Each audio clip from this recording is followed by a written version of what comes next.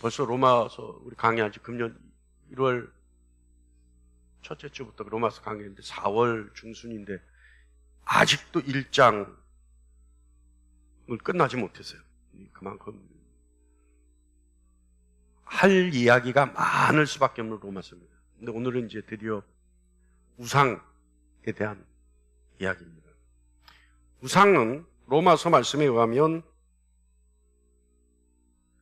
하나님을 마음에 두는 것을 싫어하는 것. 다시 말하면 하나님 외에 다른 것을 마음에 두는 것이 우상입니다.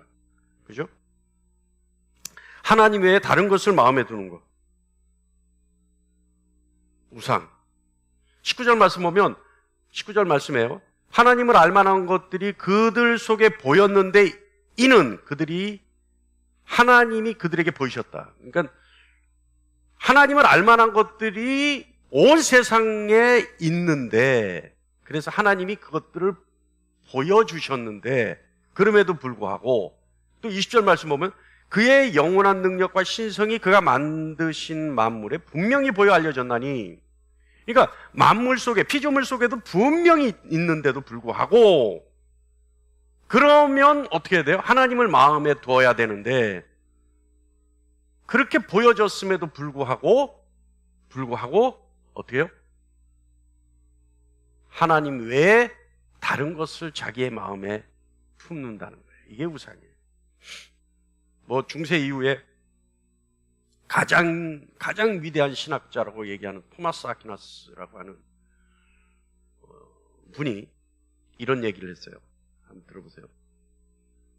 그러니까 지금 이제 19절과 20절 말씀에 근거한 본인의 논리예요.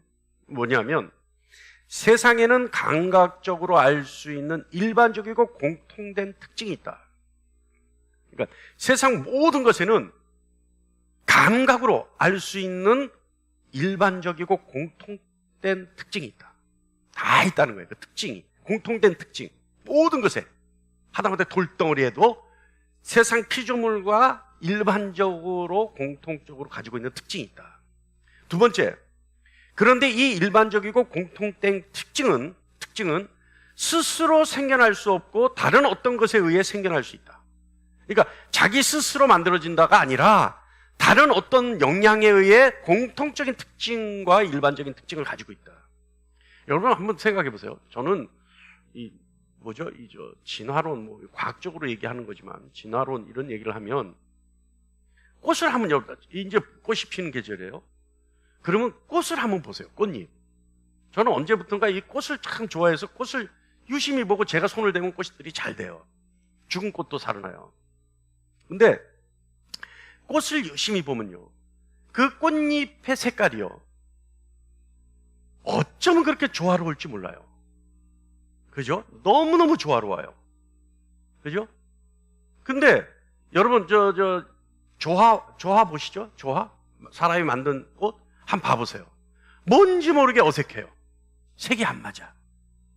그죠? 근데 이 저절로 생겨났다고 얘기하는 그래서 자기 그 벌들을 유인하기 위해 냄새를 풍기고 색깔을 만들기 위해서 스스로 그 색을 만들었다라고 하는 그 꽃들을 보면 누군가가 거기에 지혜를 주지 않으면 또는 그것을 만들어주지 않으면 절대 있을 수 없는 절묘한 색의 조화란 말이죠.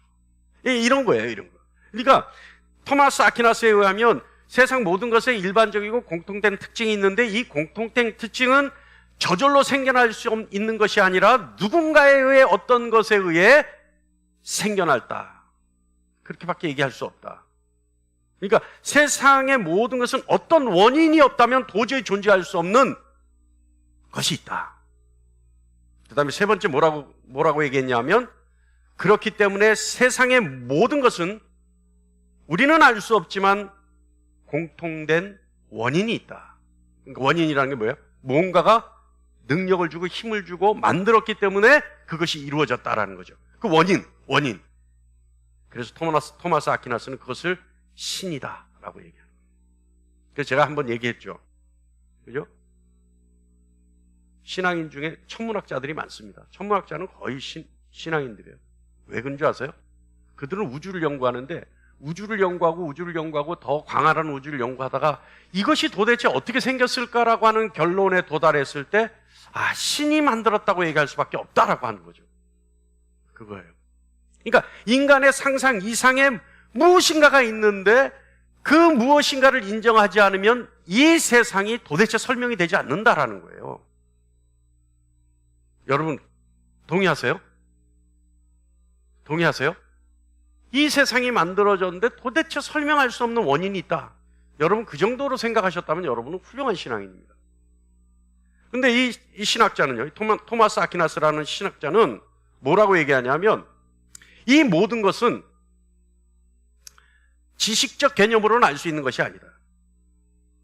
이것은 오직 감각의 경험에 의해서만 알 수 있는 것이다.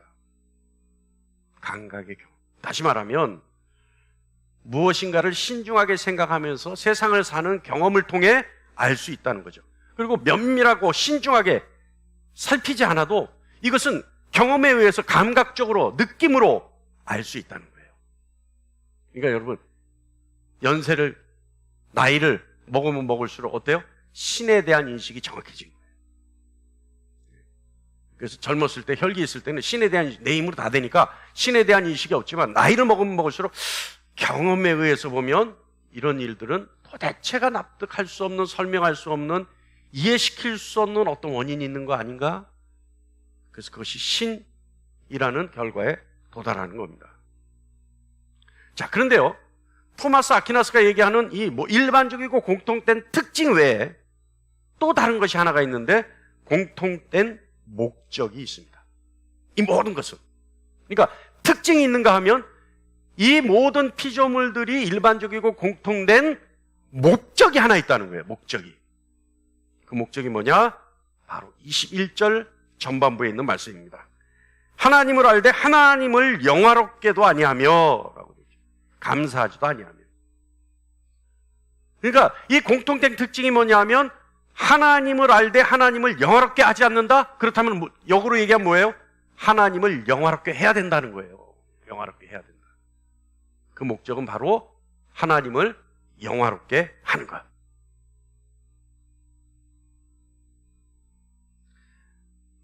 타락한 세상에서요, 타락의 원인이 뭐였어요? 인간의 죄예요. 그러니까 타락한 세상에서 인간은 그 죄 가운데 있기 때문에 하나님을 영화롭게 하지 않아요. 그래서 하나님의 영화를 위해 살지 않습니다. 하나님께서는요, 인간을 하나님을 영화롭게 하도록 만드셨어요. 그래서 하나님의 영광을 위해 인간을 지으셨죠. 피조 모든 것들이 다 하나님의 영광을 위해서예요. 그런데 왜 인간에게만 특별히 하나님의 영광을 위해 그 목적을 위해 지었을까요? 왜냐하면 인간은 하나님이 지으신 모든 것을 다스리면서 하나님께 영광을 돌릴 수 있기 때문에 그래요. 그래서 인간에게만 특별히 그 능력을 부여하죠. 자,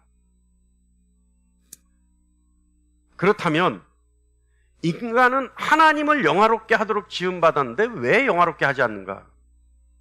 왜 그러는가? 그것은요, 28절 전반부입니다. 28절 전반부에 다 같이 시작. 그들이 마음에 하나님 두기를 싫어하며. 마음에 하나님 두기를 싫어하는 것. 하나님을 알되 하나님을 마음에 두기 싫어하는 것. 하나님을 알되 하나님을 마음에 두기를 싫어하는 것. 여러분 잘 들으세요. 19절입니다. 이는 하나님을 알만한 것들이 그들 속에 보임이라.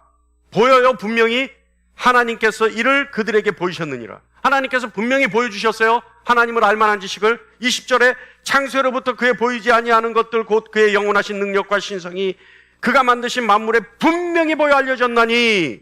분명히 보여 알려졌어요. 그런데 28절에 그들이 마음에 하나님 두기를 싫어한다. 이건 뭐예요? 아는데도 불구하고 마음에 두기를 싫어한다는 것은 의도했다는 거예요. 하나님을 내 마음에 두기를 의도적으로 피했다는 거예요. 이게 뭐예요? 의도적인 죄입니다.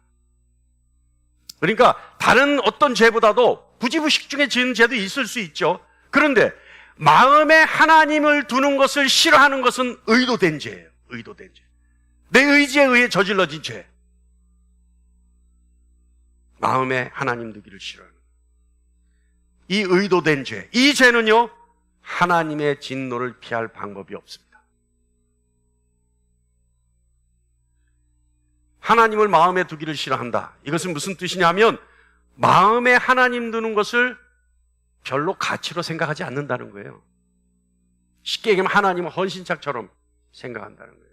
하나님이 세상 온 피조 가운데 창조주로서 오셔서 이 세상에서 가장 가치 있는 분으로 인정받아야 함에도 불구하고 사람들은 하나님께 그 가치를 두지 않기 때문에 마음에 품는 것을 싫어하는 거예요.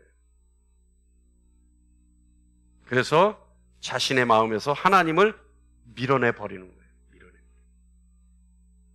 다시 얘기하지만 그것은 의도된 죄입니다. 이것이 인간의 근본적인 문제예요. 온 세상에서 최고의 가치가 있는 하나님의 영광을 인정하지 않고 귀하게 여기지도 않고 존중하지도 않는 것. 그런데요, 하나님을 마음에 두기를 싫어하니까 진노만 받으면 되는데, 그죠? 주님 오셨을 때 진노를 피할 방법이 없으니까 하나님의 진노의 심판만 받으면 끝날 문제인데, 하나님을 마음에 두기를 싫어하는 인간이 하나님의 진노가 이르기도 전에 갖는 한계가 있어요. 하나님을 마음에 두기 싫어하는 인간이 갖는 한계가 있다 이 말이에요. 그게 뭐냐 하면 죽음이라는 두려움의 한계예요. 하나님 마음을 두기 싫어하니까 죽음이라는 경험해보지 못한 막연한 두려움이 실제적인 두려움으로 다가와요. 그래서 넘어서지를 못해요. 이겨내지를 못해요.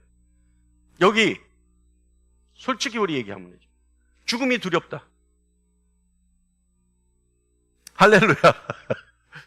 죽음이 두렵다. 확실하게 하세요. 갑자기 머리를 왜 만져요? 타이밍이 절묘한 거죠? 아니 진짜 두렵다. 죽음이 두렵다. 왜 우리 노건사님들은 저를 안 보세요? 네? 네? 죽음이 두렵다. 안 두려워요? 잘 안 들려요. 죽음이 두렵다. 근데요 여러분, 죽음은 모든 인류에 있는 공통된 두려움이죠. 근데 신앙인은 그렇지가 않아요. 신앙인은 그 죽음의 두려움이 크질 않아요. 있긴 있을 수 있어요. 근데 그것이 인간의 한계를 설정할 만큼 강하지가 않아요. 네, 두려움은 있어요. 아니, 그러니까 신앙인들이 병원 가서 결과 안 보러 가잖아요. 무슨 소리 들을까 봐. 저도 그랬어요. 결과 보러. 아니, 안 검사하고 나서 결과 보러 가는 거 얼마나 어려운데요. 뭐 의사가 이상한 얘기 할까 봐. 그러잖아요. 그런데도 불구하고 그때 그 한계 속에 있지만 신앙인이라면 그 한계가 극복이 돼요. 극복이 돼요. 먼저 두려움이 오지만 그 두려움을 극복해버려요. 그게 신앙인이에요. 또 살다가 보면요, 인간이 부딪히는 많은 환경 속에 한계들이 있어요. 그죠? 있죠. 어떤 옥죄어오는 어떤 상황 속에 이것을 탈출하기 위해서, 이것을 회피하기 위해서 무언가를 해야 되는데 할 수 있는 방법이 없을 때 한계에 갇혀버리죠. 그러니까 두려움 속에 있어요. 그리고 살다 보면 자기 자신만이 가지는 한계 있죠. 뭐예요? 유전적인 요인들, 또 가게로부터 오는 어떤 영적 흐름들, 도저히 내가 하려고 해도 안 되는 그 한계.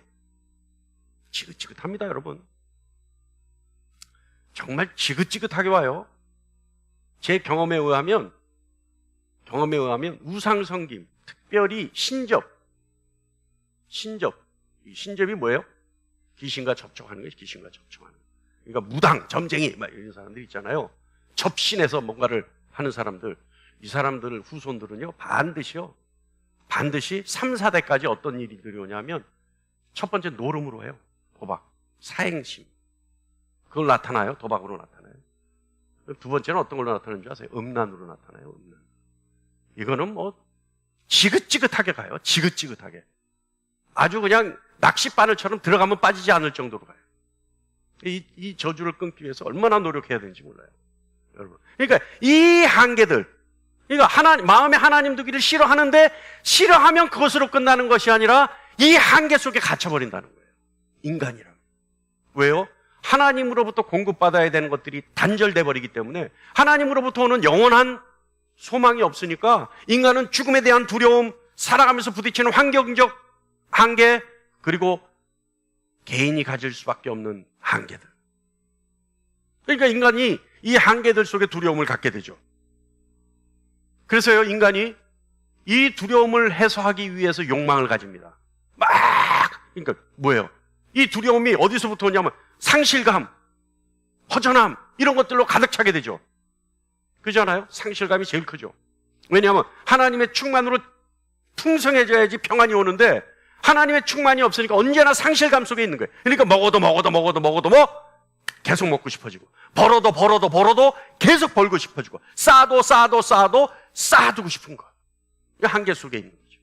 이 상실감. 그래서 만드는 것이 있어요. 그 상실감을 채우고 허전함을 채우기 위해서 만드는 것이 있어요. 그것이 뭐냐 하면 23절 말씀이에요. 다 같이 한번 볼까요? 시작. 썩어지지 아니하는 하나님의 영광을 썩어질 사람과 새와 짐승과 기어다니는 동물 모양의 우상으로 바꿨느니라. 그러니까 마음에 하나님 두기를 싫어하니까 썩어지지 않은 하나님의 영광이 내 속에 있어야 되는데, 그것을 포기해버리고 뭘 만든다고요? 그 한계를 극복하기 위해서, 상실감을 채우기 위해서, 그 허전함을 달래기 위해서 뭘 한다고요? 썩어질 사람과 새와 짐승과 기어다니는 동물 모양으로 바꿔버렸다는 거예요. 하나님의 영광을 다른 어떤 대체물과 바꿨다는 겁니다. 이것은 반역이고 배신입니다. 그리고 아까도 얘기했지만 의도적인 범죄입니다. 그래서 바울은요, 21절에 이렇게 얘기해요. 하나님을 알되 하나님을 영화롭게도 아니하며. 자, 그렇다면 여러분, 우상으로 바꾸어버린 이것, 우상을 만들어버린 이것, 이 의도된 죄, 이 죄는 나에게 어떤 영향력을 끼칠까요? 어떤 영향력을 끼칠까요? 단순하게 우상을 만들어버린 것만으로 끝나는 것이 아니라, 우상 만들어진 이 상황 속에서 또 다른 영향력, 악의 영향력이 나를 꼼짝 못하게 붙잡아버려요. 과연 그건 뭘까요? 첫 번째는요, 하나님의 영광을 우상으로 바꿔버리면 생각이 허망해져요. 그래서 21절에 얘기합니다. 하나님을 알되 하나님을 영화롭게도 아니하며 감사하지도 아니하고, 오히려 그 생각이 허망하여지며 미련한 마음이 어두워졌나니. 허망해진다는 거예요. 허망하다는 말은요, 텅 비어있다는 뜻이에요. 그리고 헛되다는 것이고 무의미하다는 것이에요. 무익하다는 것이에요. 이 허망하다는 뜻은. 하나님은요, 인간에게 논리적인 사고를 주셨어요. 그리고 그 논리적인 사고로 많은 것들을 상상하게 하셨습니다. 그리고 추측하게도 하셨어요. 그리고 생각하고 깊이 있게 숙고할 수 있는 능력도 주셨어요. 그리고 하나님의 말씀을 묵상할 수 있는 능력도 주셨습니다. 그런데 왜 주셨을까요? 하나님은 그것들을 사용해서 하나님을 알고 하나님에 대해서 생각하고 하나님에 대해서 말하고 하나님을 높이고 세상에서 하나님을 찬양할 목적으로 이런 것들을 주셨는데, 그래서 그것들로 하여금 하나님을 영화롭게 하게 하셨는데, 하나님을 영화롭게 하는 거 다시 얘기할까요? 하나님에 대해서 알고 하나님에 관한 생각을 하고 하나님에 대해 말하고 하나님을 높이고 세상에서 하나님을 찬양하고, 이거 하나님을 영화롭게 하는 거예요. 그런데 하나님을 영화롭게 하라고 이것들을 주셨는데, 인간은 하나님을 영화롭게 하라고 주신 그 능력을 가지고 우상을 만들어버렸어요. 이 모든 것들 주신 능력이요, 하나님을 영화롭게 하라고 주신 이 능력은 신앙인뿐만 아니라 비신앙인에게도, 인간이라면 모두에게도 주셨어요. 그런데 이들이 이것을 가지고 하나님을 영화롭게 할 수 있는 능력을 가지고 하나님을 영화롭게 하지 아니하고 어떻게 해요? 우상을 만들어버렸어요. 인간이 논리적으로 사고하고 상상하고 추측하고 생각하고 숙고하고 묵상하는 능력, 이 능력을요, 진정으로 하나님을 영화롭게 하는 일에 쓰면은요, 어떻게 돼요? 그 능력이 강화돼요. 강화돼요. 관심 없어요? 여러분 관심 없습니까? 아이고 뭐 능력 뭐 내가 교회 나가서 예배만 잘 보면 되지 뭐 찬양만 잘하면 되지. 아이고 능력 더 주셔봐야 나한테는 뭐 소용이 없고. 관심 없어요? 할렐루야. 왜 여러분 눈에는 관심 없는 것처럼 보이죠? 제 눈에는 여러분이 관심을 갖기를 간절히 축원합니다. 할렐루야. 하나님을 영화롭게 하기 위해서는 논리적인 사고를 해야 되고 상상하고 추측하고 생각하고 숙고하고 묵상하는 능력, 이것을 정말로 하나님을 영화롭게 하는 데 쓰면은요 능력이 배가 돼요. 배가 돼요. 뭐든지 할 수 있어요. 자, 바울은요 하나님이 주신, 인간에게 주신 이 능력이 약화되면요 오히려 마귀의 미혹의 영에 사로잡히게 된다고 얘기합니다. 그래서 사고와 생각이 허망해진다고 말하는 거죠.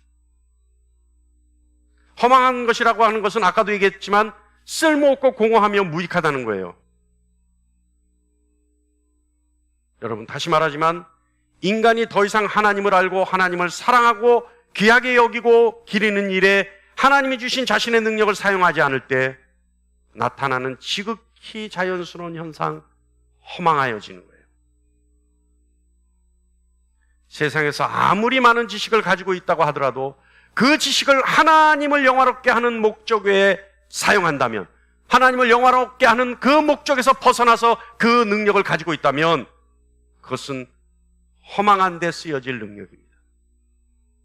그래서 유한하죠. 그래서요 세상에서 아무리 많이 배웠다는 사람도 하나님을 알지 못하면요 언제나 상실감 속에 살아갈 수밖에 없어요. 언제나 허전함 속에 살아갈 수밖에 없어요. 그죠? 그래서 누가 봐도 다 이룬 것 같은 사람인데 언제나 어때요? 상실감 속에서 무엇인가를 찾아서 갈급해서 끊임없이 방황하죠. 고린도전서 3장 20절 말씀 다 같이 봅니다.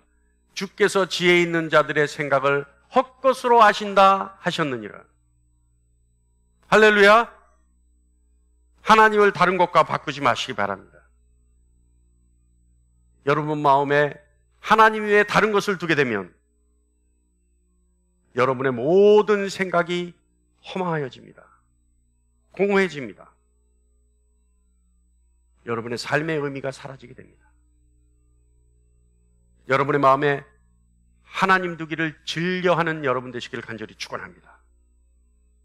할렐루야.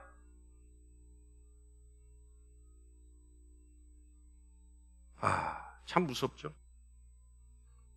자, 하나님의 영광을 우상으로 바꾸면 그 다음에 나타나는 현상이 뭐냐? 마음이 어두워져요.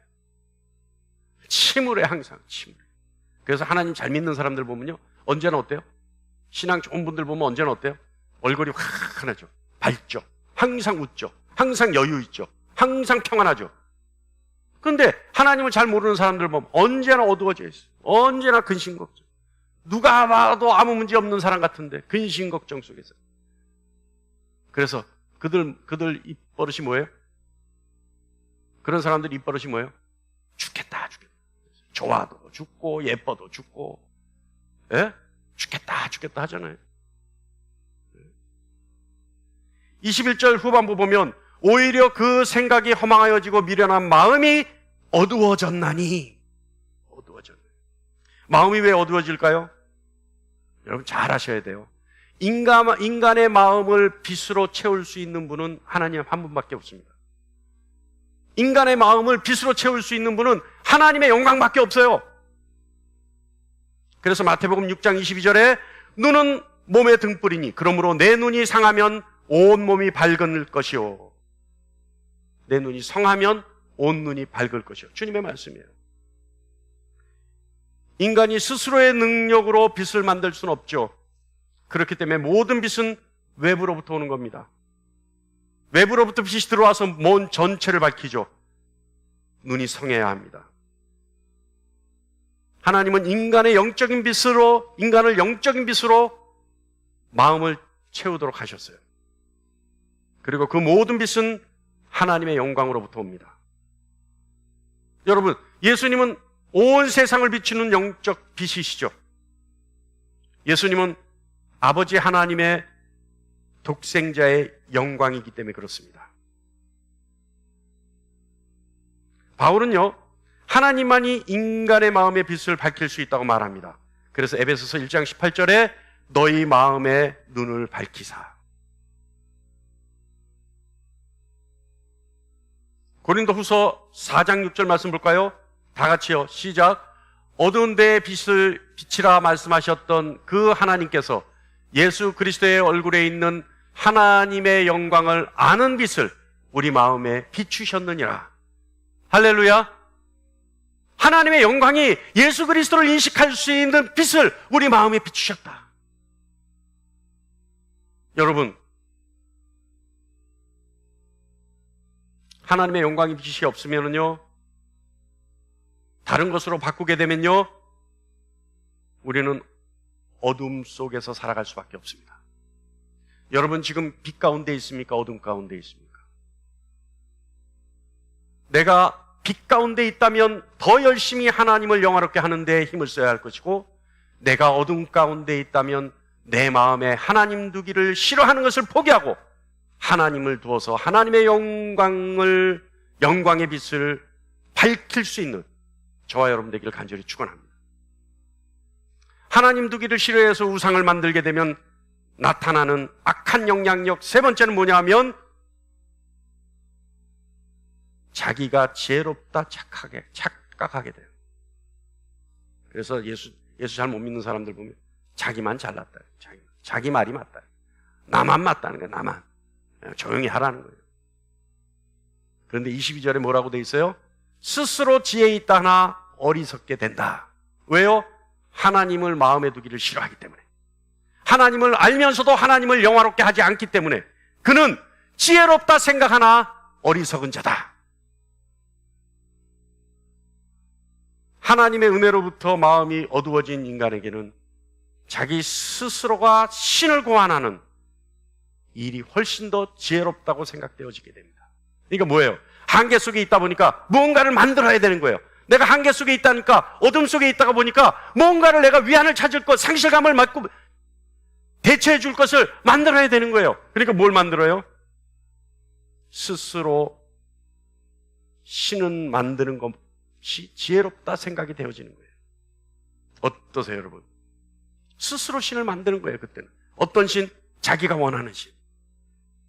내가 기도하면 들어주고, 밥 달라면 밥 주고, 떼쓰면 위로해주고, 아프다 그러면 치료해주고, 이런 신. 그래서요, 하나님 말씀을 마음에 두기 싫어했던, 하나님을 마음에 두기를 싫어했던 하와는 어떻게 됐어요? 악한 마귀가 미혹된 영으로 유혹하자. 하와는 뭐예요? 선악과를 보면서 먹음직도 하고 보암직도 하고 지혜롭게 할 만큼 탐스럽다 생각된 거예요. 하와가 하나님을 마음에 두기를 싫어하고 선악과라고 하는 그 나무를 자기 마음에 채우자. 어떻게 돼요? 먹음직도 하고 보암직도 하고 지혜롭게 할 만큼 탐스럽게 보이기 시작한 거예요. 그러니까 그것을 먹으면 내가 어떻게 돼요? 지혜롭다, 지혜롭게 된다라고 착각에 빠져버린 거예요. 미혹에 빠진 거죠.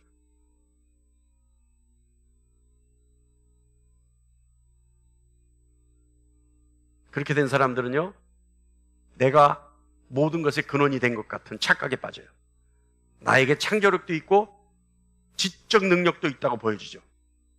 모든 것은 내 자아가 이루었다라고 하는 뿌듯함에 사로잡히게 됩니다. 가장 무서운 게 뭔지 아세요? 그때부터요, 내가 신을 통제하기 시작해요.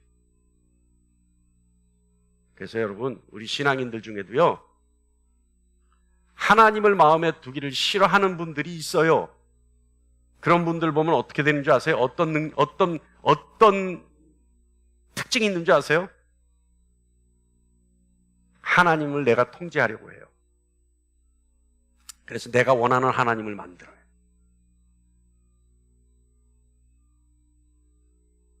아십니까? 그래서 그 하나님을 내가 좌지우지하려고 해요. 하나님이셔요? 그분이 모시고 있는 분이 하나님이셔요? 아니에요. 내가 만든 신이에요. 내가 만든 하나님이에요. 그 우상이에요, 우상. 그게. 그래서 그런 분들 얘기 잘 들어보면 자기가 기도했더니 뭐가 되고. 하나님은 나를 너무 사랑하셔. 이것도 주고 저것도 주고. 어떤 때는 하나님 때문에 시험에 들어서 내가. 특징이에요, 특징.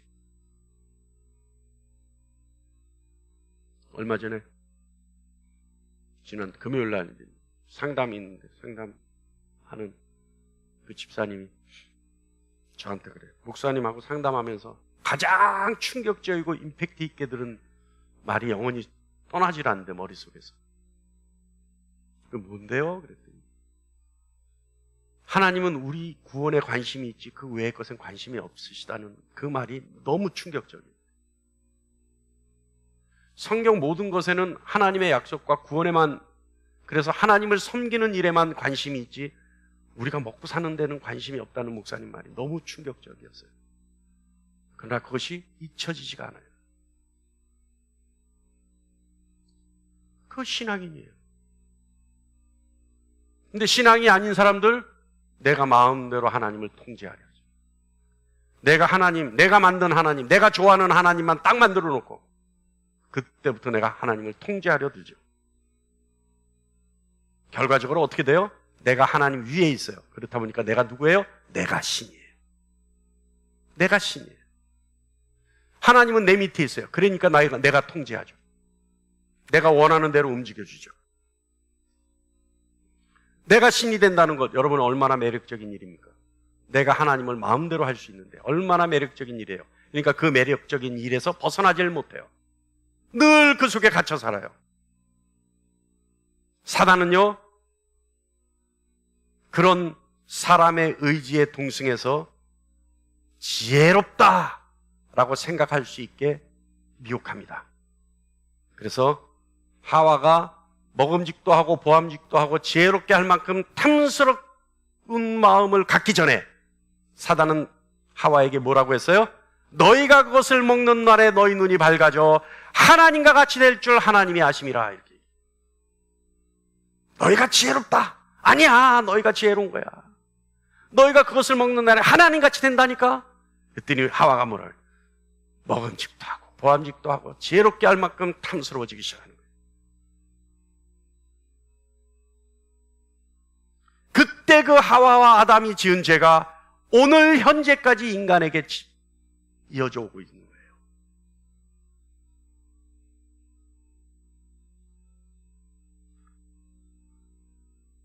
인간이요, 자신이 지혜롭다 생각하는 것이 얼마나 어리석은 일인지를 깨닫기 위해서는요, 하나님을 만나야 합니다.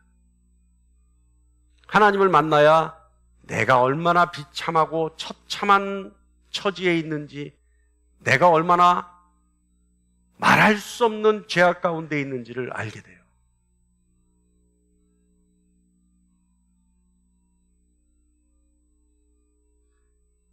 여러분 명심하시기 바랍니다. 인간이 자기 자신의 인생을 책임지는 하나님 역할을 자처할 때 가장 지혜롭게 보인다는 사실을 명심하시기 바랍니다.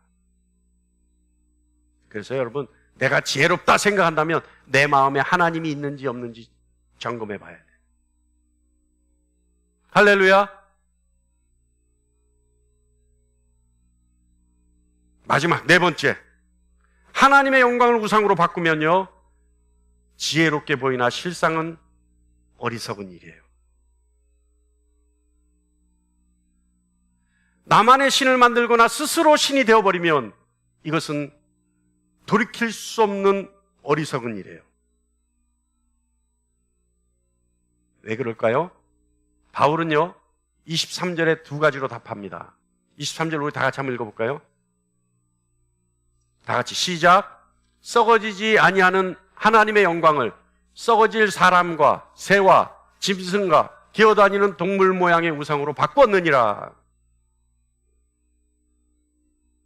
여기서 우리가 주목해야 될 것은요, 썩어지지 아니할 하나님의 영광을 썩어질 사람의 모양으로 바꿨다는 거예요. 썩어질 사람의 모양으로 바꿨다. 여러분, 썩어질 사람의 모양이에요. 하나님은 인간을요, 하나님으로 만들지 않았어요. 하나님은 인간을 하나님의 형상으로 만들었죠. 하나님은 인간을 하나님으로 만든 것이 아니라 하나님의 형상으로 만들었어요. 그런데 인간은 하나님을 사람의 모양으로 만들어요. 그 우상이 되어버려요. 잘 들으세요, 여러분. 무슨 얘기인지. 하나님은 인간을 하나님으로 만들지 않고 하나님의 형상으로 만들었는데 인간은 하나님을 사람의 모양으로 만들어버려요. 무섭죠? 아이러니하죠? 그것이 우상이에요. 여기 얼마나 많은 인간의 모양을 한 하나님을 섬기는 분들이 많을까요? 세상에서 찾아볼 필요 없어요. 수많은 교회 안에 얼마나 많은 사람들이 하나님을 인간의 모양으로 만들어 놓았을까요? 그건요, 성도들뿐만 아니에요. 설교자도 마찬가지. 설교 내용들 들어보면요, 하나님이 아니라 인간을 얘기하고 있어요. 그래서 인문학적 소견으로 설교를 해야 된다고들 해요. 인간은요, 하나님을 사람의 모양을 가진 우상으로 만들었어요. 하나님을 영원하고 썩어지지 아니할 존재에서 인간은 썩어질 존재로 만들어버려요. 짝퉁을 만들었다는 얘기죠. 하나님을 인간으로 대체시켜버렸어요. 이것이 우상이에요. 제일 안타까운 게 뭔지 아세요? 우리 아이들이 주일학교에서요, 예수님 찾으라 그러면 머리 길고 서양 코 빼쪽하고 예? 그런 인물을 찾아내요. 얼마나 이게 잘못된 교육이에요. 그 예수님은 지금 하나님의 우편에서 우리를 위해 중보하고 계신데 이 땅에서 인간의 모양으로 예수를 찾는다니까요.